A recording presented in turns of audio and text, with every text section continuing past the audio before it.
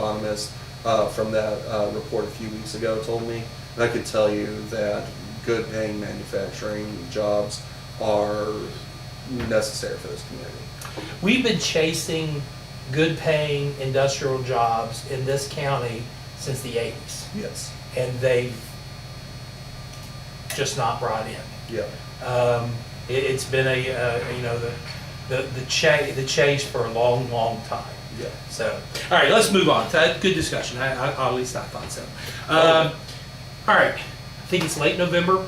Maybe the Supreme Court's supposed to come. The Kentucky Supreme Court is supposed to rule upon the case involving the pensions. Oh, will it be? I thought it was in November. I thought it was. I watched the oral time? arguments, but I didn't know when they were going to render. I thought I read some article in the Herald Leader that gave a late November. I could be wrong on that. Okay. When it occurs, Mm-hmm. and let's say they uphold the sewage passage, Mm-hmm. and they say, yeah, it's fine.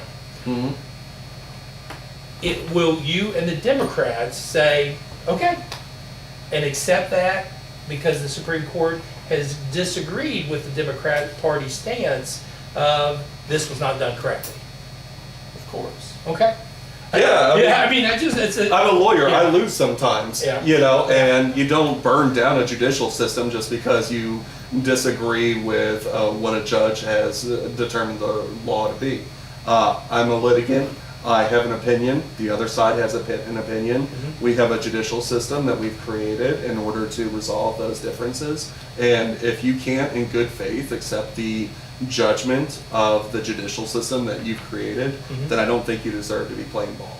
Okay. So yeah, absolutely. I have lost things, and I have walked out of court just seething. They're so wrong. I don't then say, well, that's not a real judge or something. This is part of the work, man. We live in a messy democracy, and we're gonna fight and we're gonna disagree. But you've got to act in good faith all the time, and you've got to be committed to those democratic institutions, or else you just descend into lawlessness. Since you're the expert in the law in this two people setting, because I don't know the answer. Say that twice. I want people to call me a legal expert. Yeah.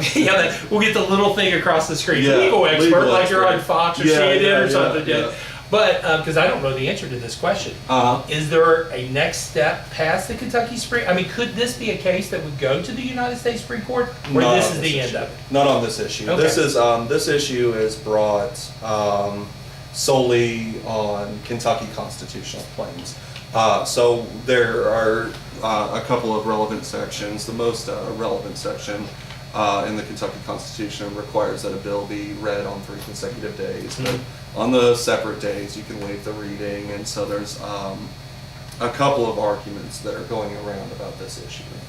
So as you know, on the last day of session, they took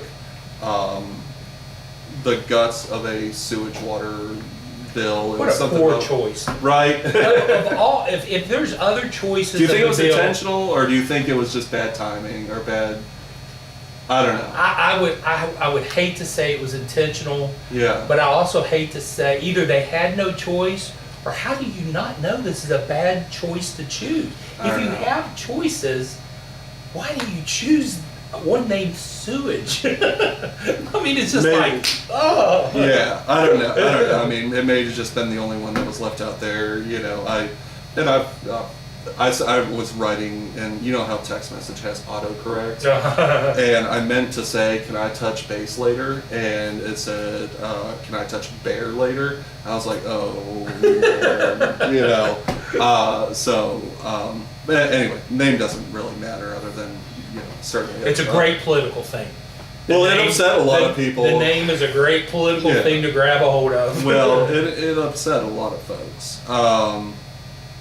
So they took the guts out of that, and then they replaced it. I keep fighting your flies. I'm sorry.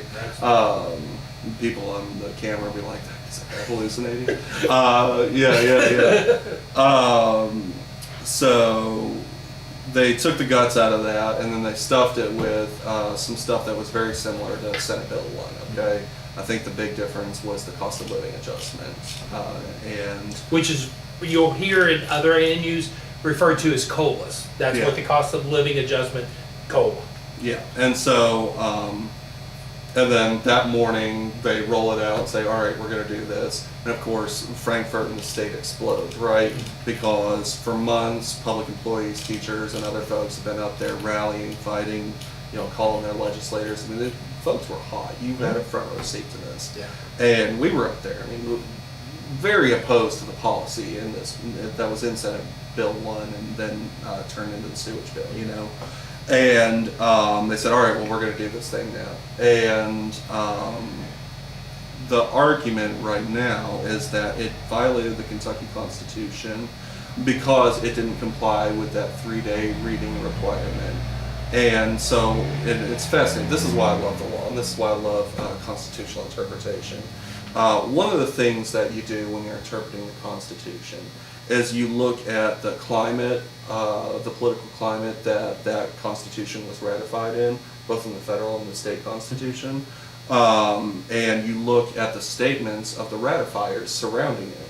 And you use that not to overcome what's written, but rather to understand better what's written. And so we have this section of the Kentucky Constitution that says 3-day reading requirement, that sort of thing. And then you look at the statements around it, and there are statements by ratifiers saying that there are other states that don't have this, and so they're passing legislation in one day without the public knowing about it. So that's why we are putting in this requirement. Well, doesn't that sound eerily familiar? Well, and what I was going to mention, as you talked about looking at the statements of the people ratifying it, I think what you're talking about would be a greater example when you get into the separation of church and state issue, where people go back to the statements of the founding fathers and say, they say, well, look, the founding fathers said this, and so they use those statements to try to determine what was really meant by what was passed. Yeah, that's a historical example of what you're saying going on now, correct? Yeah, and okay. So you call it, hermeneutical style or interpretive style. You've got the originalist, original intent, textualist. You've got folks who have this evolving standard of decency and the living document. So this is what it says, and we interpret it to mean this based on this principle that's in it as a document that can survive for centuries. And so the other night I gave I know we're not going to talk about guns, but the example of, the Second Amendment is passed in this period where we just fought a revolution, and the king wasn't a big fan of us colonists having guns. Yeah. And so then we passed a Second Amendment that has a prefatory clause saying a militia is important, the right of the people, and then keep and bear arms. So it's you look at the history of it and say, all right, it was very important at that time for individuals to have small arms. This is why, and it's an individual right. And so you can glean a lot from the history, while you're construing a document. So what the Kentucky Supreme Court is going to have to decide is that issue, whether or not the Constitution requires this legislative process. But it gets a little hairier and a little more complex beyond that. And this is actually a threshold question. We believe very strongly in separation of powers, okay? Mm-hmm. Kentucky actually has one of the strongest separation of powers requirements. A judge, unless a judge can't throw out a case in Kentucky for lack of evidence. They can. Okay. Isn't that crazy? Yeah. I can't go to a judge before trial and say they don't have anything on this guy. You got to cut him loose. The judge is going to say that's a jury question, or I'll hear your directed verdict motion at trial. But the Commonwealth has a right to present that evidence. A judge can dismiss a case for prosecutorial or police misconduct, and in some very limited, narrow situations, they cannot dismiss it for lack of evidence. That is an executive function, okay? Here, we're talking about a legislative function. And while we're fired up about how the legislature has done some things and how you got to admit that the optics of absolutely. Ramming through a bill on the last day, that's awful, And so we citizens are very angry and upset about that. Is it the province of the judicial branch to then turn around and tell the legislative branch how to conduct its business? And typically the answer would be absolutely no, heck no. But we've got a constitutional provision, And so does that then put it back into the province of the judicial branch in order to say, listen, as the judicial branch, we're the arbiter of constitutional questions. So even though this touches on a legislative function, we still have constitutional requirements to carry out. Yeah. And so, whatever way the Supreme Court goes is going to be groundbreaking, and it's going to be very much earth-shaking, because they can either say the legislature violated the Constitution and there is no remedy for it. They did something wrong, but we can't change it. Or they're going to say... Wait a minute. On that ruling, does that mean it stays in place? If they say that they can't invade the province of the legislature, then yes. Oh, because that's what I thought you were saying, Yeah. so I wanted to make sure. Yeah. So they could rule that the Republicans were wrong, but it stays. They could. Wow. They could rule they were wrong and it can't stay because it's unconstitutional. Yeah. Or they could rule this is right, it doesn't violate that constitutional provision. I think that's the least likely of the outcomes. Are you saying, or maybe you were going to give a third choice, and I'm sorry if I interrupted you on Yeah. that third choice. Are you saying that they cannot stop it? That the rule, like the two choices you just gave, was it was wrong, but we can't do anything about it, or they're right? So are you saying There's there is three. a third? Okay, yeah, good. yeah, Okay. So option one, it's wrong, but we can't do anything about it because separation of powers. Gotcha. Option two, it's wrong and it's unconstitutional and it will not be enforced. Okay. And then you have a judicial branch who has curtailed legislative conduct. And, legal scholars and folks are going to be like, ooh, what's going on here, And then you have a third option, what I think is the least likely option, which is that the legislature didn't violate the Constitution with this practice. Okay.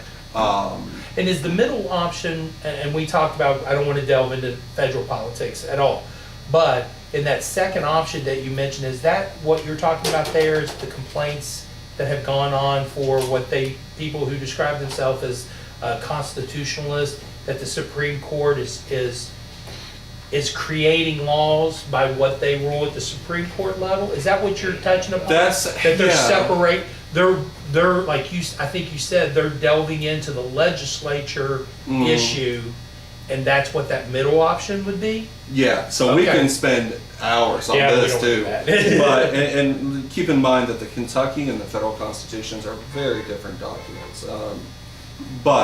So there are complaints based upon which political pole you're on, right? About what the Supreme Court is doing. And when there's a conservative-friendly ruling, then progressives are like, oh, yeah, it's partisan hacks. And then when there's a liberal ruling, the conservative pole is like, oh, they're partisan hacks, And so you have this really big politicization of the United States Supreme Court, the same way that you're seeing here at the Kentucky level, because Governor Bevin, he's taking shots every week at, Shepard over there in Franklin Circuit Court. And that was the question I asked him at the press conference. Does he regret basically his contribution to this negative tone that's come on? Because it's just like, just shut up. What did he say? He asked, basically felt that what he had said had been taken out of context or not reported accurately to what he said. And actually, he issued a challenge. If anybody can find me on record, where is a naive reporter, he walked me into a question the way the question went that I didn't want to go, and he did a good job of doing that because he asked for an example, and I didn't want to give an example, but I did. Yeah. And so he just answered about that one example, which is not what I wanted to do, but I learned from that point. But anyhow, I used this, I said you call teachers unsophisticated. No, he said teachers said lack of sophistication. So he that's offered, a big difference. Yes, he offered $1,000 to anybody who could find a video of him calling teachers unsophisticated. So and lack of sophistication doesn't work. And I'm like, okay, you walked me into an area, but I've learned. That's lawyer balling. Tell me about it. I was very frustrated when I got home that I was allowed to be walked in that. Well, hey, we've been here an hour, and I think I'm on question rolling. 3 Sorry, out of yeah. 12. Sorry. So Let's keep I'm going. going. All right, a couple things on the education funding. Yeah. On the sewage bill, I'm going to ask you what about that specific bill. I think we all are in agreement, and even Republicans have said they don't like how it was passed. Yeah. Mark Hart was quoted in our paper saying he did not like the way it was handled and passed. I think that's an agreement by everybody. But looking at what is in the sewage bill, I don't want to answer for you, but I don't think you're opposed that all retirees now, that it was fully funded for the first time in the history. You're not opposed to that at all, right? I like keeping promises. Okay. That's All a right. big fan of that. And I'm just kind of walk through to find specifically what we're looking for. For all the retirees that are presently retired, pretty much it didn't change for me at all. Nothing in anything they passed. So that's not the issue with the bill. The future teachers, it did change from a direct benefit system. A defined benefit. Yeah, defined, not direct, defined benefit system. Is that the area that you disagree with in that bill? Yeah, well, there are a few things. And we know the way it was passed is a disagreement. The way present retirees are handled is not a disagreement. The way future teachers are going to be handled is a disagreement. Well, the way it was passed, you don't get to just do things that are unconstitutional and say, oh, I wish I hadn't done that, and that's why we propose this requirement that a bill be public for at least 5 days before we would vote on something. Yeah. And I've said that, and some people have said, oh, you'll regret saying that because there'll be some good piece of legislation that you won't vote for. Transparency and accountability are 99 times out of 100 going to be way more important than the substance of any piece of legislation that comes through. So that's the difference. Getting back to the future educators, that is a huge point of disagreement. Great. And do you want me to walk through my policy disagreements on that? Or We'll get to some other policy, but if you just want to make a general statement on that, but we'll go through some policies and that kind of stuff here a bit. Okay, well, defined benefit pension systems are generally cheaper and generally provide a greater benefit and a more secure benefit in retirement. And we have focused on some other states that have attempted this shift to a hybrid cash balance system, which is basically a 401k with a floor. And those states have actually switched back and found that it provided less security in retirement and it cost the taxpayers more. It provides no security in You've retirement. got a 0% promise if the floor drops out again like it did in 2008, man. And especially in a state that, as teachers, we can't go to Social Security. I know. So there is no guarantee for a 90-year-old teacher and her 401 has bottomed out and it's gone. Yeah. She has no income and no way to go back. There's no Social Security for her. There's no defined benefit. She's out of luck. Yeah. She's without a paddle, as they would say in the country. Yeah. So I totally agree with you. It's ridiculous. I really think it's a bad move, and and I know I keep coming back to the process that they passed it by, but I think this is important to understand the policy behind it.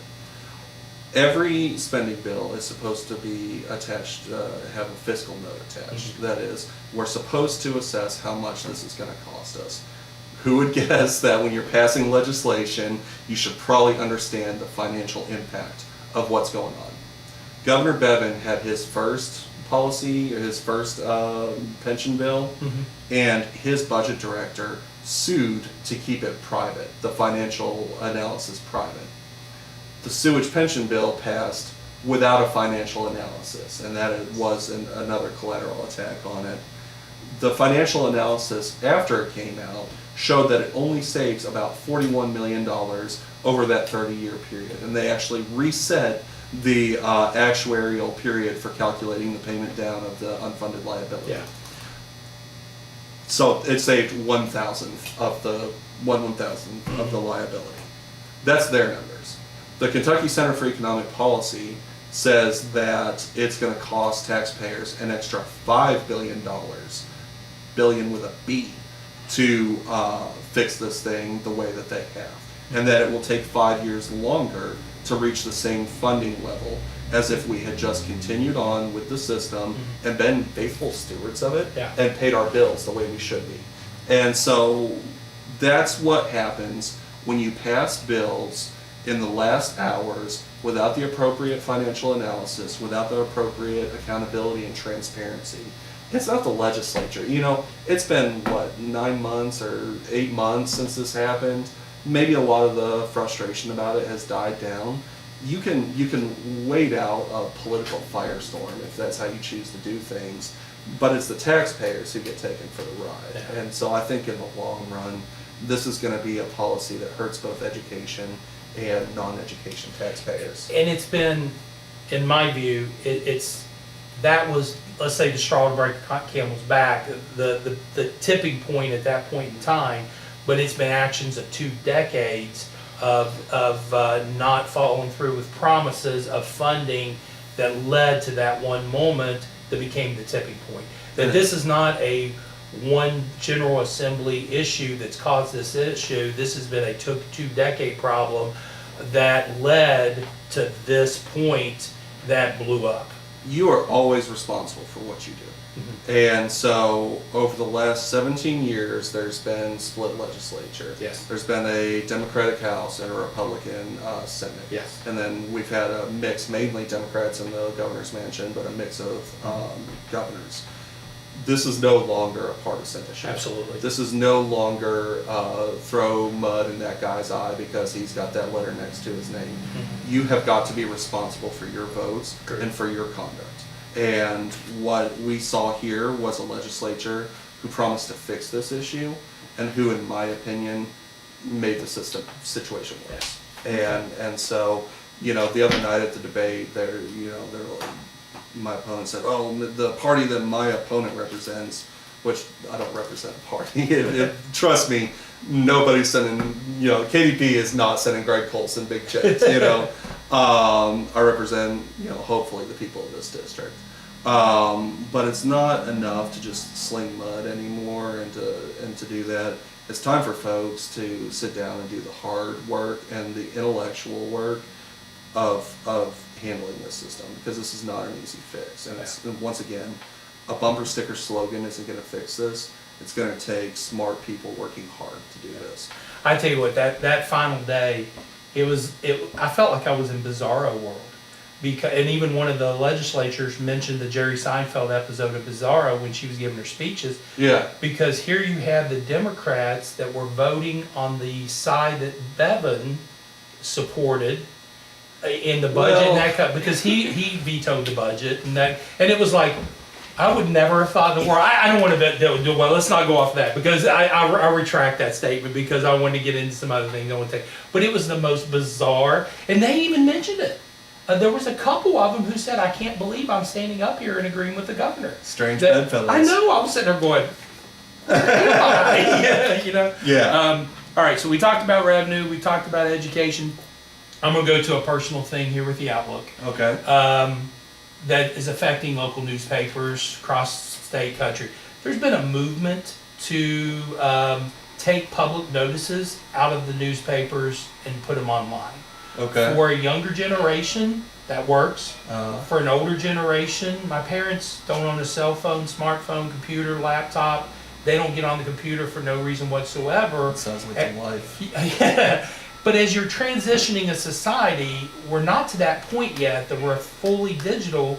And when you require, as more legislatures are doing, all public notices to go online, then you're not including all of the population to be able to get those.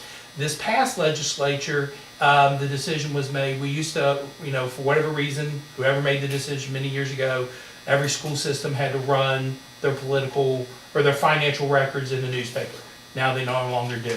It gets to be posted on a website, and if you know it's posted, you can go look at it, but the informing of the residents anymore has become less and less. And if you're an older generation, it's almost nil. Yeah. Because my parents would see that in the paper over the past years and could look at it and see where the money was being spent on the school system and those kind of things.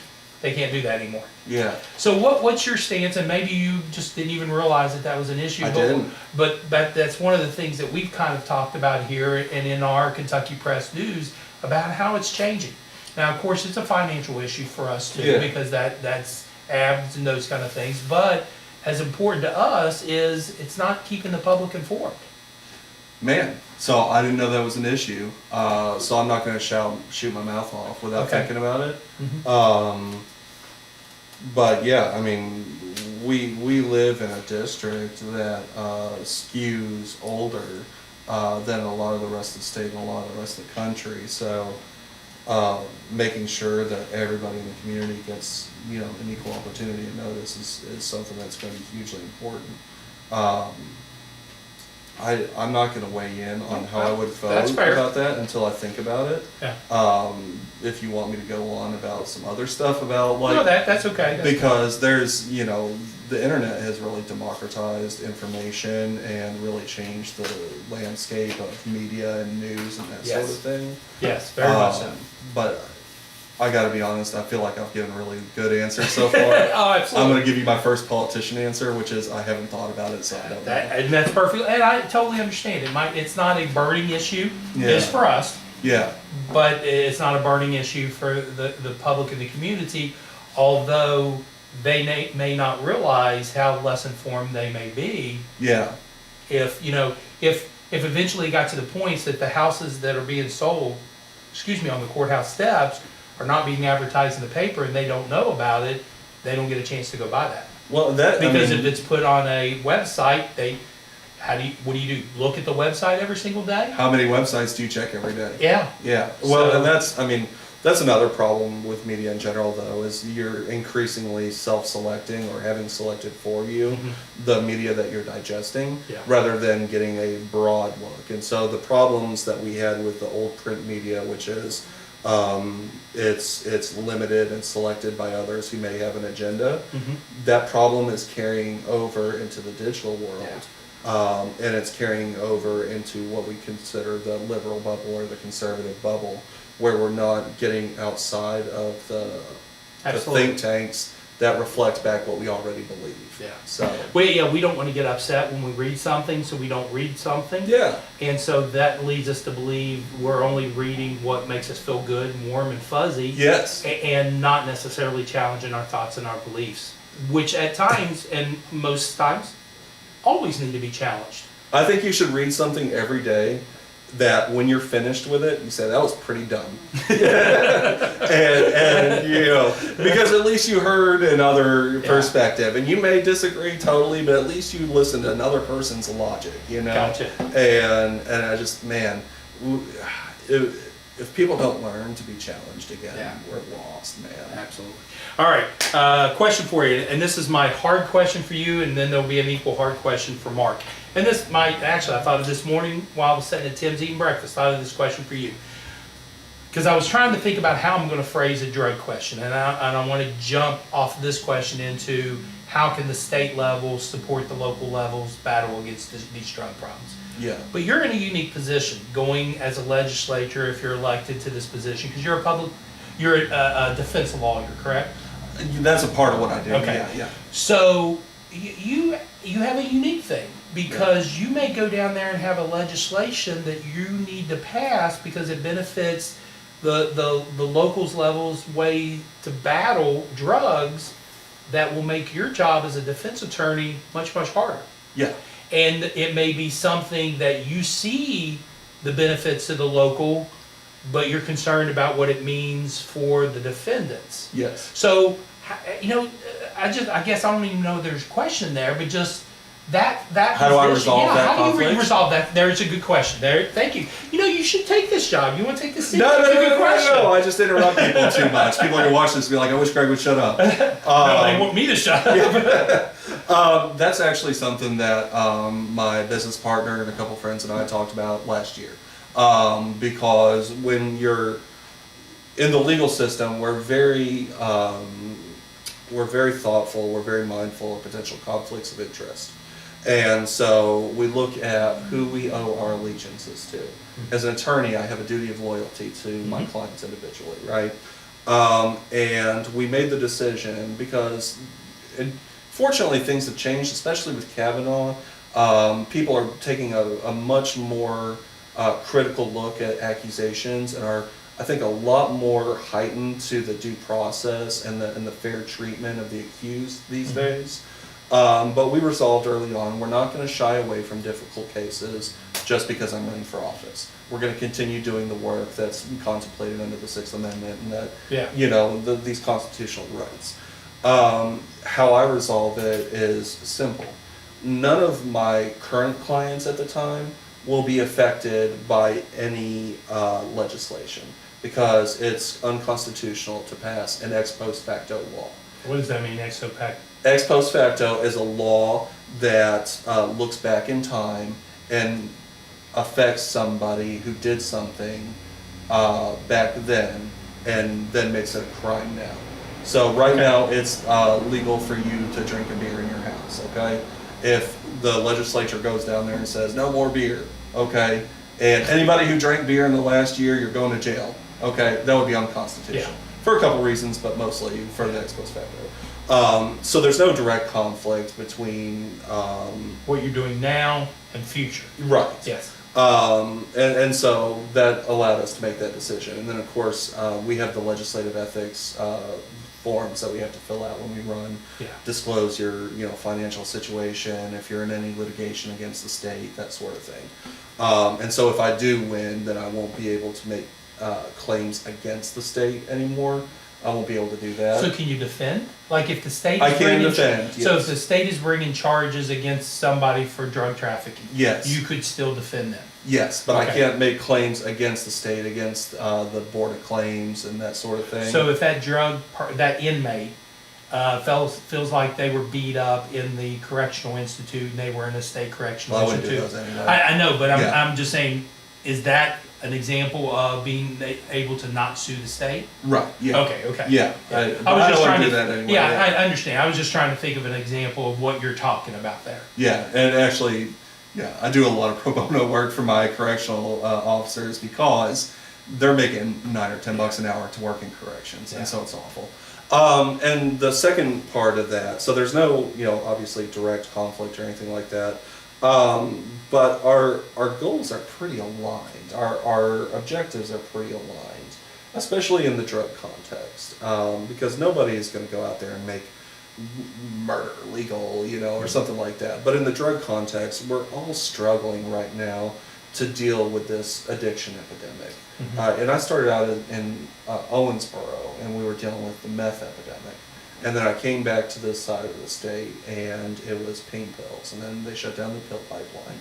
Now it's heroin. Now it's fentanyl, and we're coming back to meth. So it's, times a flat circle, right? And so our goals in stamping out addiction and stopping addiction are absolutely 100% aligned. And when you say we, you're talking about the community and myself as an attorney. As a defense attorney and the state, defense attorneys in state still have an alignment even though they're on opposite sides. Yeah. Where you're saying you're still in alignment of wanting to stamp this out. Yeah, I mean, the people are like, they tried to take shots at me. They did these attack ads via phone call on me. It's like, did you know that Greg is a dirty defense lawyer, And because they think that people still, don't think that other people deserve attorneys, even though it's in the Constitution. That's idiots.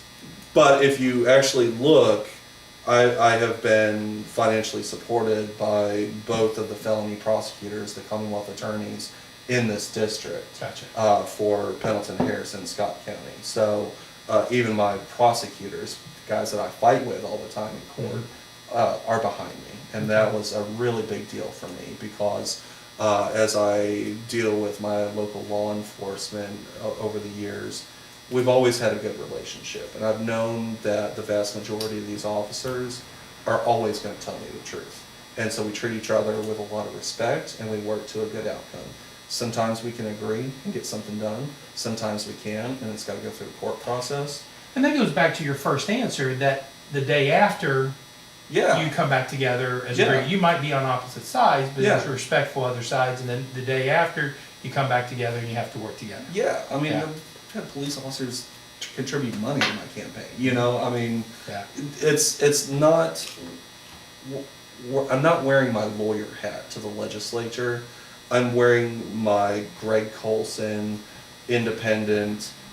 I think you guys are screwing up hat to the legislature. Gotcha. And I just So don't- what would you, let's get to the specifics. What would you, maybe sponsoring a bill or supporting a bill, what do you think the legislature should do that would support the local levels? Because I guess there's kind of limits on what you all could do. It's more of a local level battle. No. It's, Okay, go ahead. I think that there's a huge amount of statewide legislation that Okay. has to happen on that. What?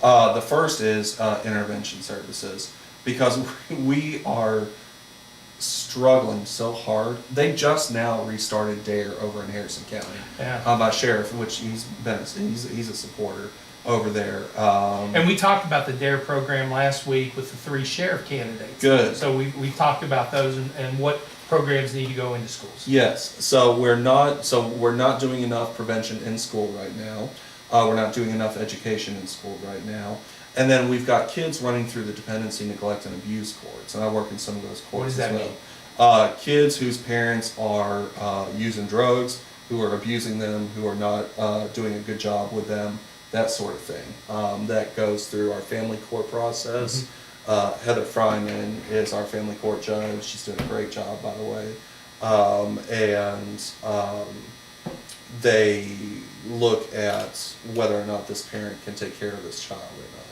Because I know in school districts, we are seeing an increasing amount of students that are raised by grandparents, Oh, yeah. aunts, uncles, because of what you're saying there in that situation where the parents, because most of the time drug issues can't raise them. Yeah, and that's the thing is, it is so, these kids are gonna hurt no matter what.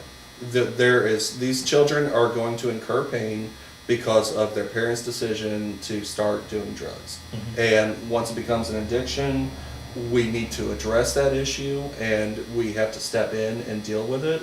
And so it's okay to be frustrated that somebody made that initial decision, Mm-hmm. but as a society, we can't just say, screw them. Because we've got to deal with it before they start committing crimes, before children start getting impacted, and before we kind of start spiraling.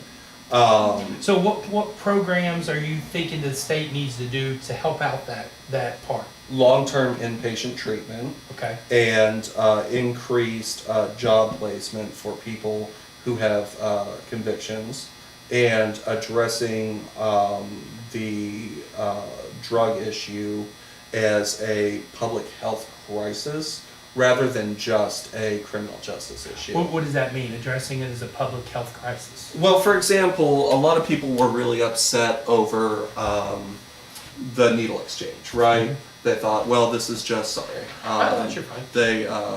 this is just enabling people to use drugs and that sort of thing. And maybe it is to a little bit of an extent. I don't think too much because, as we have seen, not having a clean needle never stopped a user from using drugs.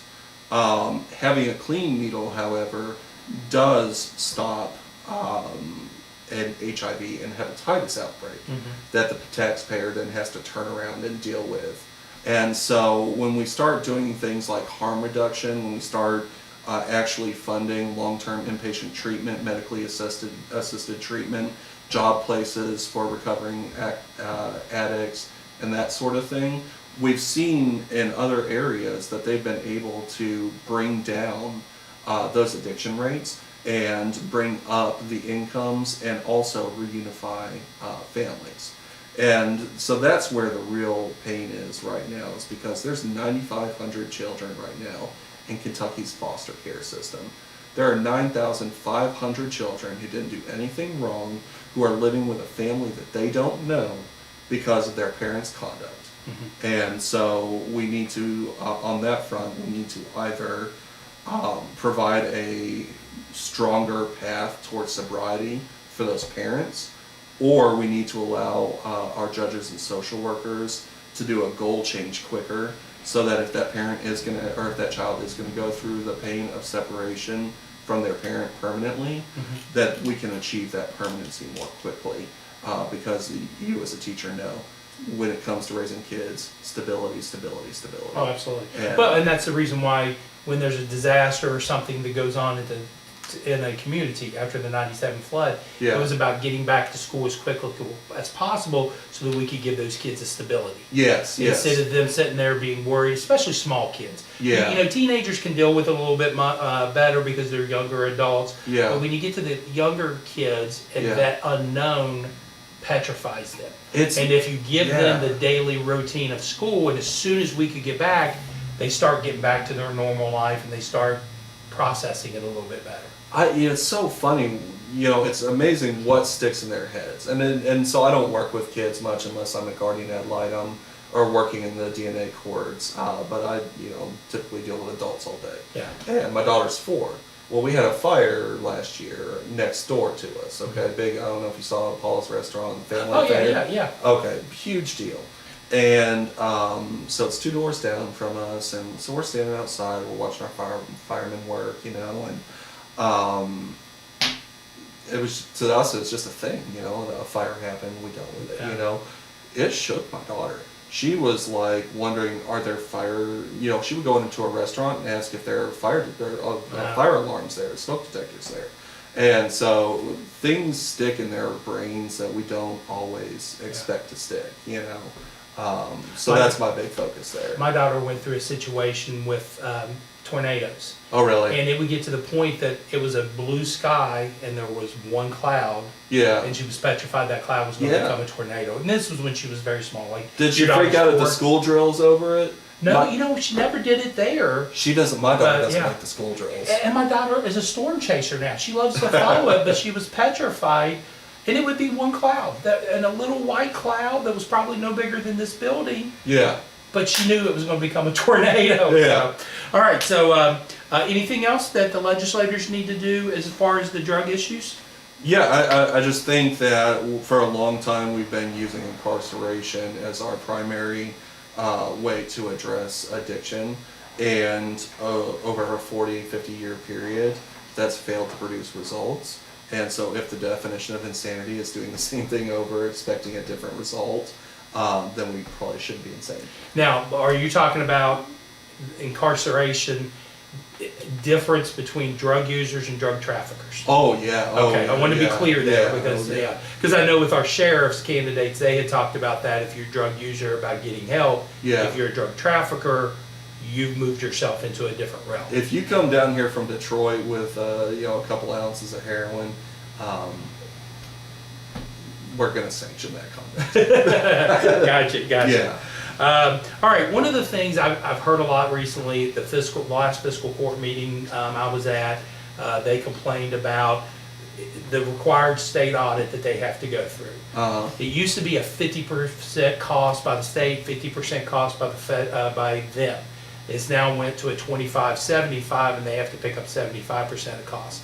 School districts, and we talked about Monday night about transportation, that the state government has never funded transportation to the level of their own formula. They came up with a formula and then said, nah, we can't We'll get fund around it. to it. We're not. And this has been multiple decades issue. Oh, yeah. But we've seen several unfunded mandates when I was a school teacher in the early 2000s, where the state would require things but put the costs on the local level. Trainings. Yes. Yeah. In the last budget, we've seen professional development cut. We've seen textbooks, which was really funny that everybody threw a fit about the textbooks. There was no textbook funding when I was teaching. We never got to buy and all the new teachers were going, oh my God. And I was like, I never got to buy textbooks when I was a teacher. But anyhow, there's a frustrating level at the local governments and this is not just the last legislature, but they ramped it up. Yeah. That the cost of doing business for local governments are being moved from the state level to the local level. Comments on this couple decade transition that we've been going to make unfunded mandates and tell local levels you've got to pay for it. Yeah. So politics these days is mostly doing whatever you can do to make yourself look good and appearing as if you've solved an issue. And as we talked about with the transportation budget, we'll say, oh, we did so much for SEEK funding and blah, blah, blah. That's great. We still lost a bunch of money in transportation. And so our local communities are still having to pick up that cost. And so our local communities are having to raise taxes. And then everybody's mad at the local leadership, at your city council or your fiscal court or your school board for raising taxes. And they're sitting there just catching whatever rolls downhill from the... and we know what rolls downhill. I've heard once or twice from Frankfurt, you know, and so the problem, of course, is, and they'll say, well, you're going to pay taxes one way or another, so you know, why not just handle it at the local level?